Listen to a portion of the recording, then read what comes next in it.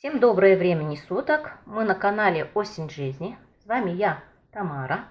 Добро пожаловать на мой канал. Кто еще не подписан, подписывайтесь, ставьте лайки, пишите комментарии. Сегодня у меня видео из рубрики «Здоровье». Поговорим мы сегодня с вами о кашле. При любых простудных заболеваниях, ОРВИ или ОРЗ, мы всегда стараемся избавиться от кашля в первую очередь. В ход идут всевозможные средства, начиная лекарственными препаратами и заканчивая нетрадиционной народной медициной. Сегодня поделюсь с вами о продуктивном рецепте излечения. Это луковый сироп от кашля. Во-первых, чем он полезен сам лук? Лук является мощным антибактериальным противовоспалительным средством. Лук способствует разжижению мокроты и выведению мокроты из бронхов. Помимо того, что лук является противокашлевым средством, еще он обладает другими качествами. Он богат микроэлементами, витаминами. Содержится в луке много кальция, железа, фосфора.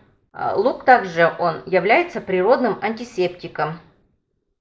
Итак, сейчас приступим к приготовлению лукового сиропа. Для приготовления лукового сиропа нам надо вот таких 2 средних луковиц. Я уже почистила, начала тут резать.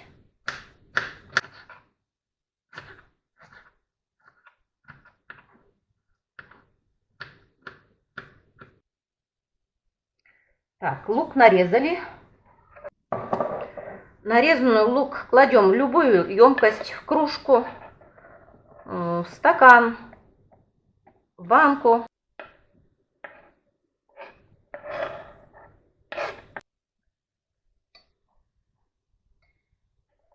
Измельченный лук переложила в кружку. Сюда сейчас добавим 2 столовые ложки сахара. Сахар в данном случае он дополнительный ингредиент. Благодаря сахару полученное лекарство будет не только полезным, но и вкусным. Добавила сюда 2 столовые ложки сахара. При добавлении сахара исчезает характерный запах лука, и поэтому такой сироп придется по вкусу не только взрослым, но и детям. Перемешаем.